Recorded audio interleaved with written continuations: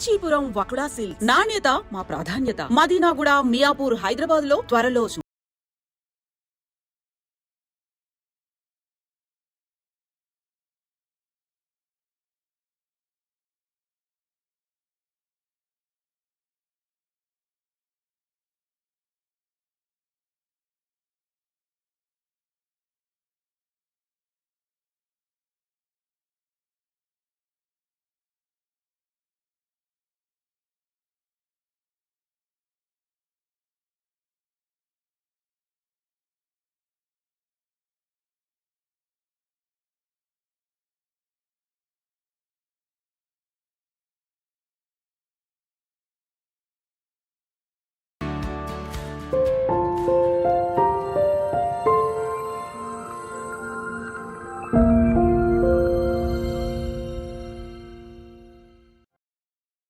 ఇంట్లో 5గురు పిల్లలుంటే సందడి సందడిగా ఉంటుంది.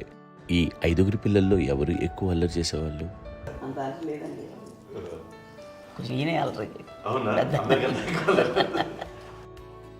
అమ్మ ఇక్కడ ఒకటమ్మా, అల్లరికి, హుషారుకి, చలాకితనానికి, చిలిపితనానికి ఆ తేడా తెలుసుకుని చెప్పమ్మా. అల్లరి అంటే ఇప్పుడు నా ఇమేజ్ ఏమైపోద్ది, అల్లరి అంటే అల్లరుడు అని, నేనేమో చాలా రావుడు మంచి బాలుడు అనేలాగా నా ఇమేజ్ ఇది. నేను అలాగే చెప్తుండేవాడిని. నా ఉద్దేశం అదే. నేనేమో అల్లరి నన్ను అంటే చలాకితనం, అమ్మ అల్లరి అనుకుంది. లేదండి, ఎక్కువ హుషారు కానీ చాలా బాగుండేవాడు అబ్బాయి. ఇంట్లో పనులన్నీ మీకు సాయంగా ఉంటాయి? అవునండి, వాడే చేసేవాడు. అది ఇంట్లో ఎవరు ముట్టుకునేవాడు కాదు. మా నాగబాబు అస్సలు ముట్టుకునేవాడు కాదు. అన్నిటికీ నాకు ఆయన సహాయమే పాపం. నాన్న ఆయన ఉద్యోగం వెళ్ళిపోయారు. నేను పాక్కుంటూ అలాగా వెళుతూ వెళ్ళిపోయాను. నాకు తెలియదు. తర్వాత అమ్మ చెప్తుంటే లేదుగా మాత్రం కొన్ని కమ్మర కోళ్ళు ఉంది. ఒక అది పెట్టి అది వెళ్ళి కూర్చోతా ఏడుస్తున్నాను రోడ్డు మీద.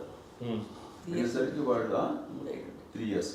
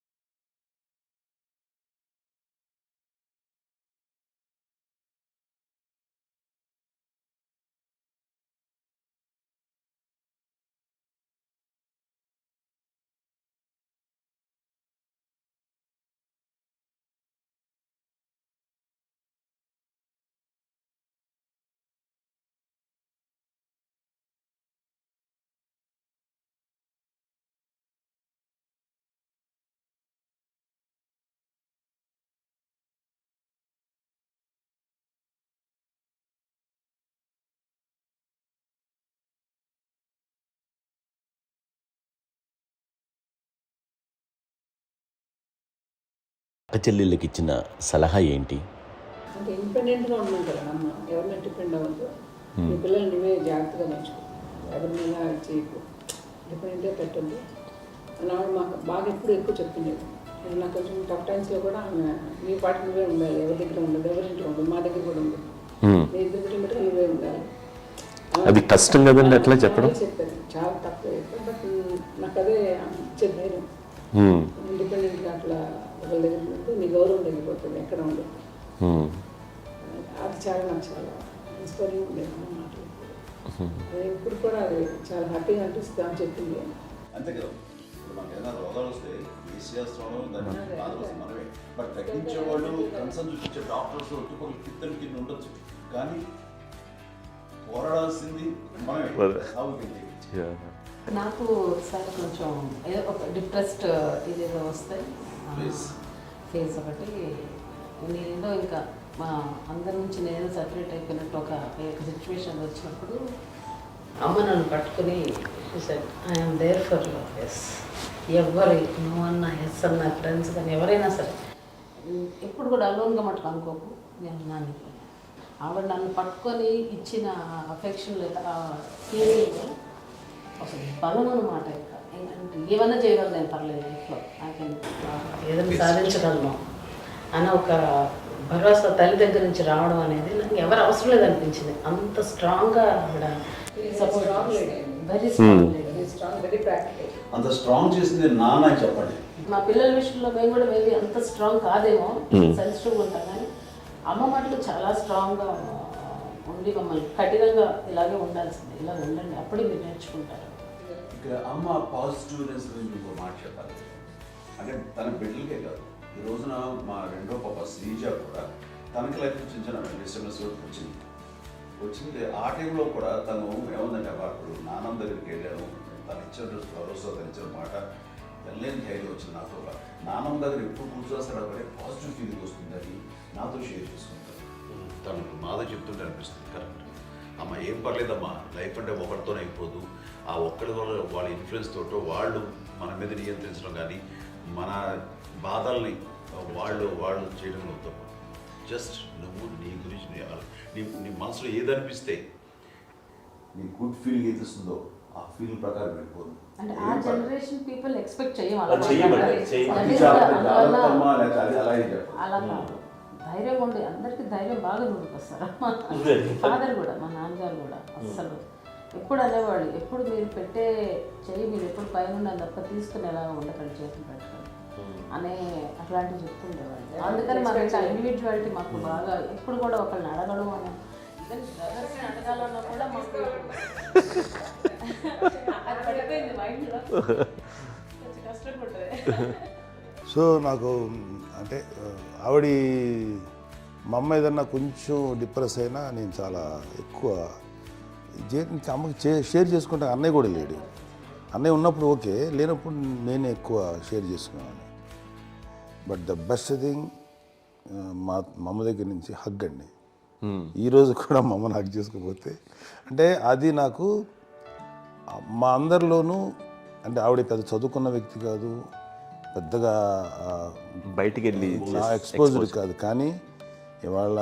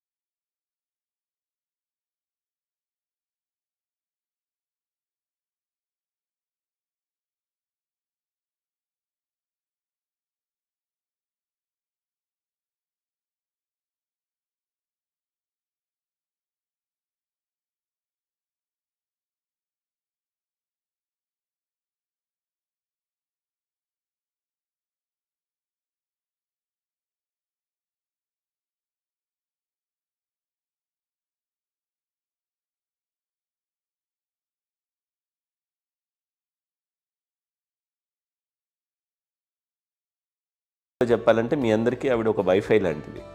Yes you can say that. Yes yes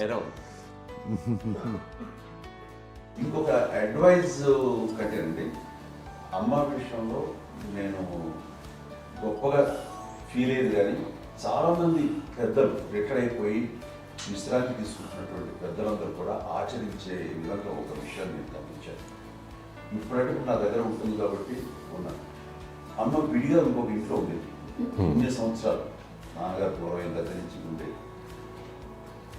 5 సంవత్సరాలు ఒంటరిగా ఉండి నన్ను బిడ్డలందరూ ఎవరు మానాన్ని వెళ్ళిపోయారు, నేను ఒంటరి అయిపోయాను అన్న ఫీలింగ్ అమ్మకు ఎప్పుడు ఉండేది కాదు.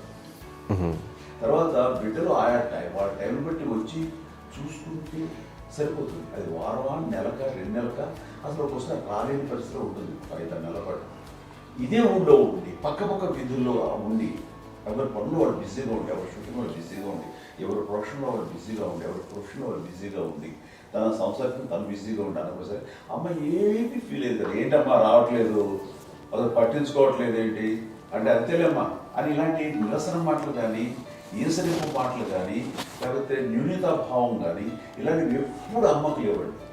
వచ్చారు అబ్బాయి ఏం చేసి పెట్టడా చెప్పండి అంటూ చాలా పాజిటివ్ ఉండి, ఇప్పటికీ కూడా తను సపరేట్ కిచెన్ మా ఇంట్లో మిగతా ఉంటుంది వేరే కిచెన్.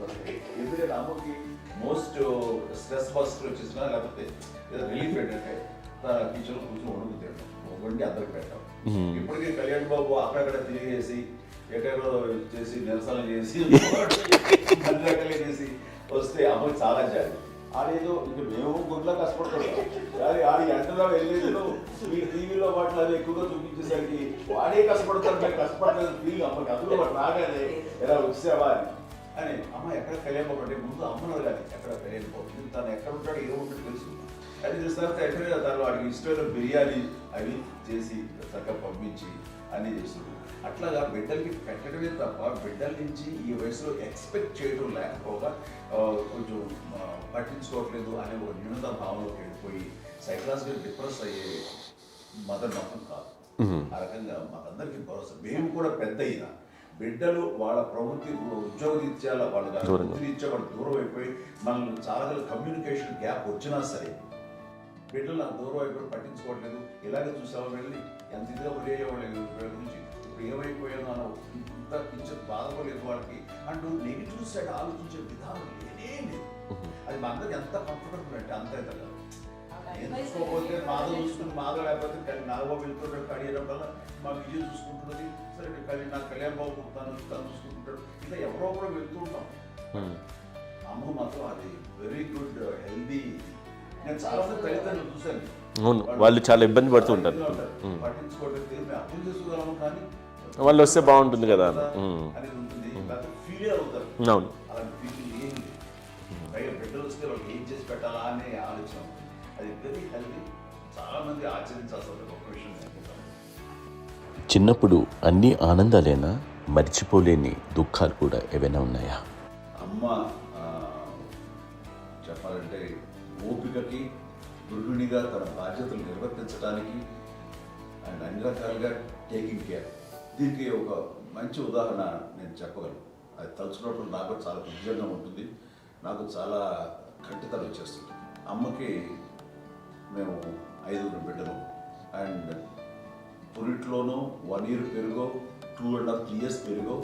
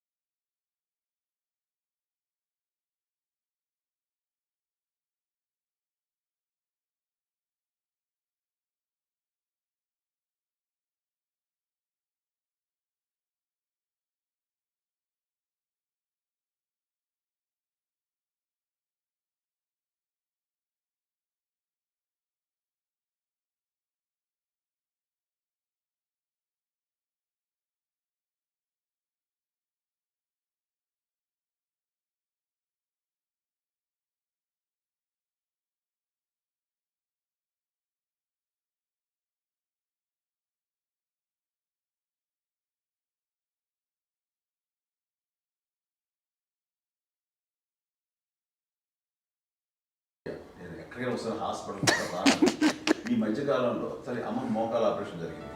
అమ్మను కొంత బాధపడుతున్నావు, అసలు ఈ రోజున వచ్చిన మెడికల్ అడ్వాన్స్మెంట్లో నీకు అసలు ఏ బాధ తెలియకుండా మోకాల ఆపరేషన్ రీప్లేస్ చేస్తారు అని వీళ్ళందరూ చెప్పాలి.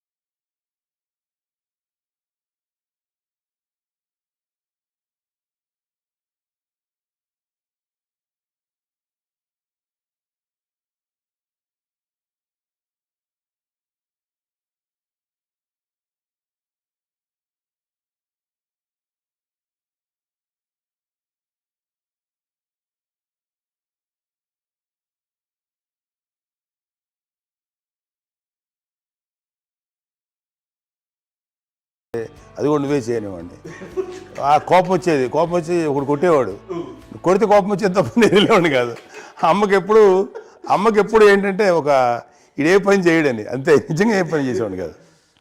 అవునా? లేదు లేదు లేదు మహాప్రేమ.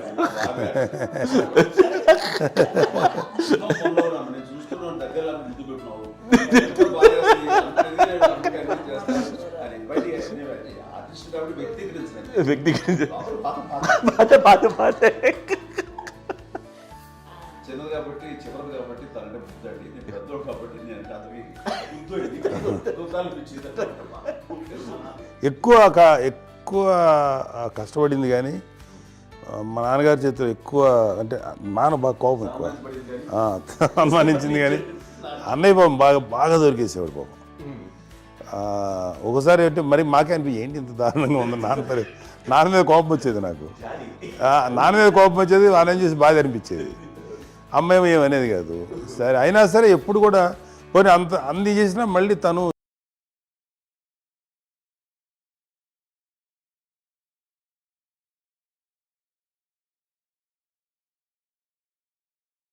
పెద్ద కొడుకు కొంచెం అంటే సూపర్గా ఒక నిదానంగా ఉంటాడు అంటారు. బట్ అన్నయ్య దాని జస్ట్ ఆపోజిట్.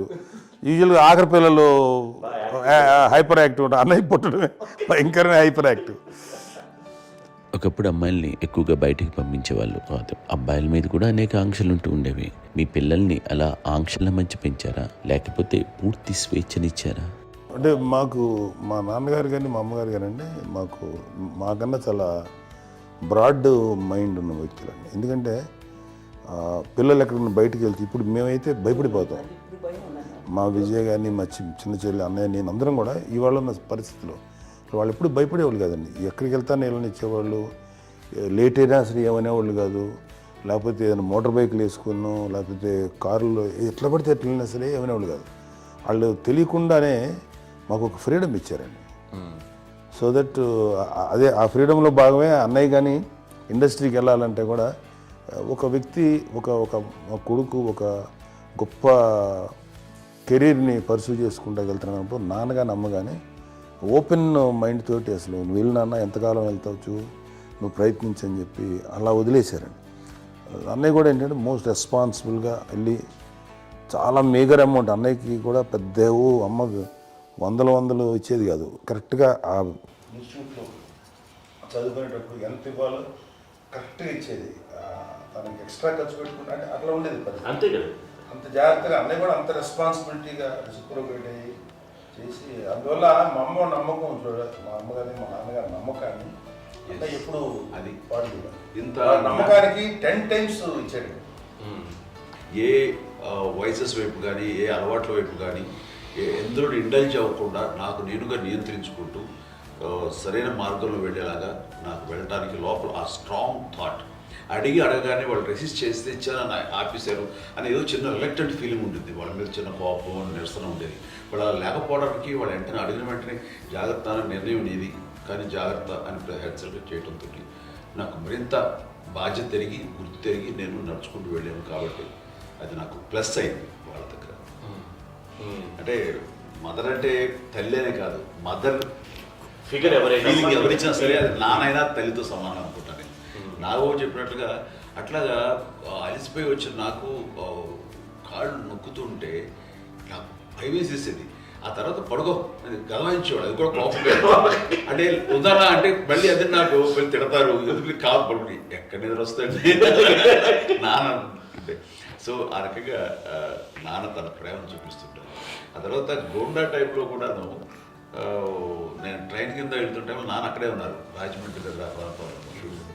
ఆయన చాలా కోపం చేస్తుంది, ఇలాంటివి చేస్తుంటావు నువ్వు, ఏదైనా అయితే ఏంటి అనేది చెప్పి, ఏం పర్లేదన్నా ఏమవుతుందో అన్ని రకాల సేఫ్టీ అన్ని రకాల జాగ్రత్త తీసుకున్నాం.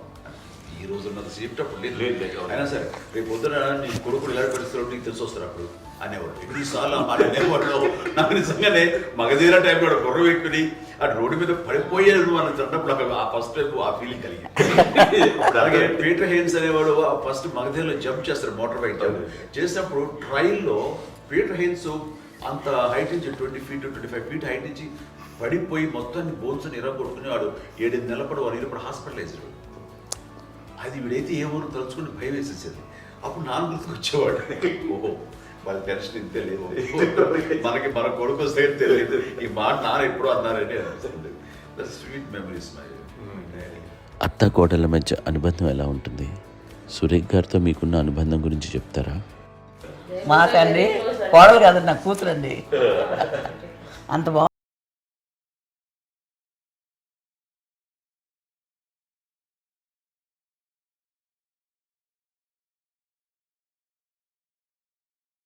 మీది ఒక అందమైన ఉమ్మడి కుటుంబం, అందరూ కలిసి ఉంటారు. ఇంత ఆనందంగా ఉండడానికి కారణం ఏంటి? దీనికి పునాది ఎవరే వేశారు? మా నాన్నగారి క్వాలిటీ నేను ఎగ్జాంపుల్ చెప్పగలను.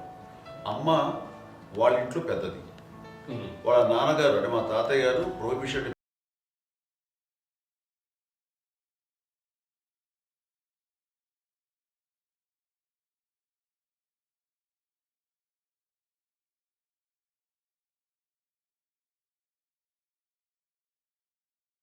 అమ్మ కాకుండా 4 బిడ్డలు, అమ్మ తర్వాత అబ్బాయి తర్వాత 3 ఆడపిల్లలు. వాళ్ళు ఏంటంటే రాకరావడి నాగోప కంటే కూడా చిన్నవాడు, అది ఆ వయసు అంత చిన్నవాడు. అమ్మ మా పిన్నమ్మలు నాకంటే చిన్నవాడు. అలాంటి పిన్నమ్మల్ని ఆయన వీళ్ళ నాన్న చనిపోయిన తర్వాత తన ఫ్యామిలీ అంతగా నాన్న పెంచారు. నాన్న కూడా అరాకురా శాలరీ మీద బతికేదే తప్ప కూడా కాదు. సో తనకు మిగిలిన దాంట్లో మళ్ళీ ఆ ఫ్యామిలీని చూసుకోవడం, మా అమ్మమ్మను చూసుకోవటం, వాళ్ళ మంచి చెడు చూసుకోవటం. వాళ్ళకు ఇల్లు మాత్రం ఉంది మొగల్తూరులో, ఆ ఇంట్లో వాళ్ళు అద్దెకు వస్తే ఆ కొంచెం డబ్బు నానిచ్చే డబ్బు, అక్కడ పొలం కొనిచ్చారు, ఆ పొలం మీద వచ్చే డబ్బుతోటి అంతా బాగా చూసుకోవాలి తన ఫ్యామిలీ లాగా. కాబట్టి నాన్న ఫస్ట్ సూత్రధారి, అమ్మ కూడా ఫ్యామిలీ బాండింగ్ టుగెదర్నెస్ అనేది స్ట్రాంగ్గా ఉండటానికి నాన్న ఏర్పాటు చేసినటువంటి బీజం. అది అమ్మ కంటిన్యూ చేస్తుంది. మేము ఇవన్నీ చూసి మేము నేర్చుకుని మేము టుగెదర్ అంటున్నాను. అందునే we are very rich in terms of emotional bonding. ఎవరికి ఏ కష్టం వచ్చినా, ఎవరికి ఏది ఇబ్బంది వచ్చినా సరే మొత్తం అందరం గురిపోతాం. ఏ లెవెల్గా వెళ్ళిపోయి మోర్ సపోర్ట్ చేస్తాం. అంటే వీ డోంట్ ఎక్స్పెక్ట్ ఇంకే అంతకుమించి ఏముంది ఒకరినొకరు భరోసా అది మా ఫ్యామిలీ మేము వెరీ స్ట్రాంగ్ అని చెప్పాలి. పెద్దవాడు కాబట్టి అవకాశం నాకు వచ్చింది కాబట్టి అమ్మా ఇది ఎప్పుడు ఎవరు కొన్ని విషయాలు నాగబాబు సపోర్ట్గా ఉంటాడు. నాగబాబు ఉండి వాడు ఉంటే భరోసా. అలాగే ఆడపిల్లలు మీ అందరిలోనూ అమ్మని ఎవరు ఎక్కువ జాగ్రత్తగా చూసుకుంటారు? ఎందుకంటే ఎగ్జాక్ట్లీ. మేము కూడా గమనించలేని సున్నితమైనటువంటి ఇష్యూస్ లైక్ హెల్త్ విషయం కానీ అమ్మ మూడు కానీ అన్నయ్య ఎంత క్యాజువల్ ఎంత బిజీగా ఉన్నా ఒక అమ్మాయి ఉంటుంది. అలాగే చాలా చిన్న చిన్న విషయాలు కూడా చాలా మెడికల్ ఇంట్రెస్ట్. అందుకని మాకు అన్నయ్య ఉన్నాడు, అన్నయ్య దగ్గర ఉన్న అమ్మ అంటే ఇంకా ఎక్కువ రిలాక్స్ అయ్యాను. అన్న దగ్గరికి వచ్చాక మేము అందరం చాలా కంఫర్ట్ అయిపోయాం. ఎప్పుడు ఎవరు కొన్ని విషయాలు నాగబాబు సపోర్ట్గా ఉంటాడు. నాగబాబు ఉండి వాడు ఉంటే భరోసా. అలాగే ఆడపిల్లలు ఇట్లా ఒకరినొకరు కాంప్లిమెంటింగ్ టు ఈచ్ అదర్ అండి. అవి ఒక్కరు కాదండి, అది వాళ్ళు ఆమె చూపించే ప్రేమగా నేను చెప్పగలను. కానీ బట్ దీని అందరూ సూత్రధారి నాన్న తర్వాత అది అమ్మ మెయింటైన్ చేస్తారు. ఇప్పుడు అమ్మ నా ఇంట్లో ఉంది అంటే మనవాళ్ళు వస్తారు, మనవాళ్ళు వస్తారు, ఆడబిడ్డలు వస్తారు, వీళ్ళ బిడ్డలు వస్తారు, ఇల్లు ఎప్పుడు కలకలాడతారు అమ్మ. అది మేమందరం ఆచరిస్తుంటాం పండగలకి పబ్బాలకి. అది నిన్న మొన్న నాగబాబు వచ్చి చాలాసేపు కూర్చున్నాడు. నేను ఇంట్లో లేకపోయినా వచ్చి నాగబాబు కూర్చొని టైం స్పెండ్ చేసి వెళ్ళిపోతుంటాడు. అలాగే చెల్లెలు ఇద్దరు ఆల్మోస్ట్ ఎవ్రీడే మాత వస్తుంటుంది, తను కూడా వస్తుంది. నేను సాయంత్రం కూడా వచ్చి ఉంటుంది. అమ్మా మధ్యాహ్నం వచ్చి కదా వచ్చి ఇక్కడే భోజనం చేసుకో అలా ఉంటుందండి. ఈ తరం వాళ్ళకి మీరు ఇచ్చే సలహా ఏంటి? కలిసి ఉంటే బాగుంటుందండి. పిల్లలు తల్లి కలిసి ఇంకా అక్క చెల్లెలు తమ్ముడు అందరూ కలిసిమెలిసి ఉంటుంది. అన్యోన్యం అంతా సంసారం నిలబడుతుంది. లేకపోతే ఏముందండి ఇక్కడ వెళ్ళిపోతారు, విడిపోతే ఎక్కడే పడవాలి అని చాలా ప్రేమలు ఇప్పుడు లేవండి, తగ్గిపోయాయి. మెకానికల్ చాలా మటుకు ఏదో ఇంకా వాళ్ళ పనులు చేసుకోవడం ఏదో జరిగిపోతూ ఉందనుకోండి. అంత ప్రేమలు ఎక్కడ లేవండి ఇప్పుడు ఈరోజు. అంటే ఒకప్పుడు ఒకరికి ఇంకొకరు భరోసాగా ఉండేవాళ్ళు, అంటే అందరూ కలిసి సపోర్ట్గా ఇది చేయడం. ఎందుకంటే వీళ్ళ పెద్దనాన్నగారి పిల్లలు కూడా ఆయన చూసేవారు. మా నాన్నగారు అన్నయ్య నాన్నగారు వాళ్ళ బిడ్డలు కూడా వాళ్ళ బిడ్డలు కూడా నేనే పెళ్లి చేసి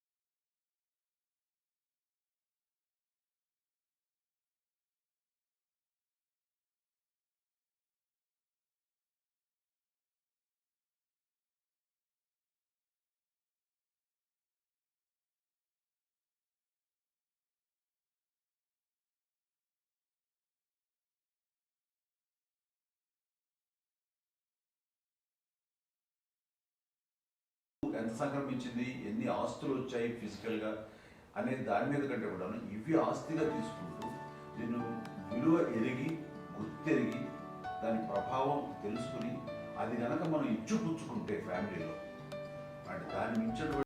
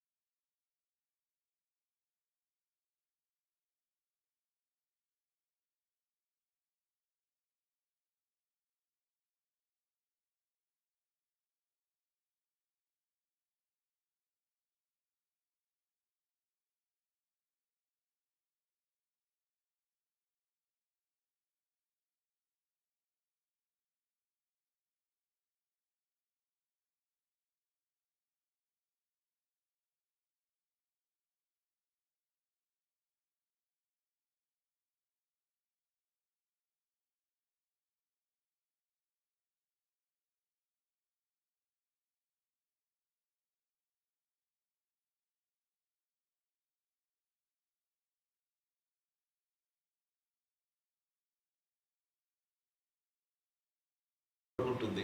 మా చెల్లెలు కూడా వస్తే నేను అనుకోవట్లేదు, సూర్య కూడా ఉంటుందని నేను అనుకోవట్లేదు. అలాంటి గొప్పగా ఇది అండ్ ఆ రకంగా షీఈస్ వెరీ చాలా గొప్ప జన్మ. అమ్మకి చిన్న మానసికంగా చిన్న ఏదో ఒక డిప్రెషన్ అది వచ్చింది. ఏదో నాన్న గుర్తుకొచ్చో, నాన్న లేరనో, లేకపోతే వాళ్ళ అమ్మగారు కూడా అదే టైం చనిపోయారనో, తన దగ్గర ఉంటారు. ఏదో ఉన్నప్పుడు మేము అందరం సపోర్ట్గా ఉండి మా పొలం నా దగ్గర ఉందిగా అని చెప్పేసి అప్పట్లో అమ్మ వేరేగా ఉంది.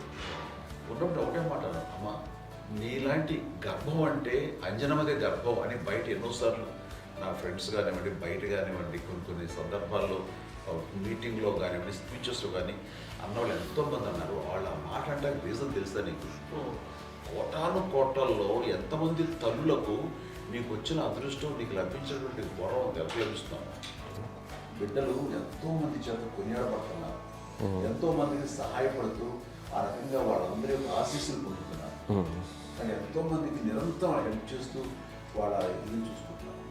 అవి ఆ భగవంతుడు మీరు చేసిన పూజల వలన ఆ భగవంతుడు మన నెక్స్ట్ తరాలకు కూడా మనకి ఇలాంటిది వారసత్వంగా ఇస్తూ అదే రకంగా కొనసాగించేలాగా మాకు అదృష్టాన్ని ఇచ్చారు. ఇంతమంది ఎవరు మీ నుంచి వచ్చిన వాళ్ళే, మీరు ఇది ఎంత గొప్ప గర్భం, ఎంత గొప్ప జన్మ ఇది. అలాంటిది నువ్వు ఇలా అవన్నీ హై లెవెల్లో ఉండాలి ఫీలింగ్స్గా నువ్వు కానీ. అంతే నువ్వు ఇలాగా కుంగిపోవడం ఏంటమ్మా చెప్పినప్పుడు ఇది నీది కాదు, నాది కాదు, నువ్వు నమ్ముకున్న భగవంతుడు నీకు ఇచ్చింది అనుకుంటావు కదా. నువ్వు ఆ భగవంతుడి కృతజ్ఞత తీర్చుకోలేక ప్రతిరోజు ఆయన ధ్యానించు, ఆయన పూజలో ఉండు, నీకు ఆయనే ధైర్యం ఇస్తాడు. అంతేగాని నువ్వు నెగిటివ్ సైడ్ ఆలోచించకమ్మా. మా అందరికీ పాజిటివ్నెస్ ప్రివైల్ చేసిన దానివి, ఇచ్చిన దానివి, అందించిన దానివి. అలాంటి నువ్వు నెగిటివ్ వైపు వెళ్ళిపోకూడదు అంటే అంతే. మళ్ళీ అటుపక్క ఎప్పుడు గెలలేదు. ఆంజనేయ స్వామి భక్తి ఆయనలో ప్రవేశపెట్టి చెప్పాలంటే ఆయనకి నేనే నేను నన్ను దేవుడు ఇంట్లో నేనే ఇంటర్వ్యూస్ చేస్తాను. నానంత ప్రగాఢంగా నమ్మి ఆయన దానివల్ల లబ్ధి పొందారు. ఆయన అందులో మమ్మల్ని మించిపోయిన స్టేజ్కి వెళ్ళిపోయారు. ఆయనతోటి ఆంజనేయ స్వామితో ఇంటరాక్ట్ అవుతూ అట్లా ఆయన నన్ను నమ్ముకుంటుంది. ఆయన నానంటారు అంతా నా గురువు, నా పెద్ద కొడుకు పెద్దోడే.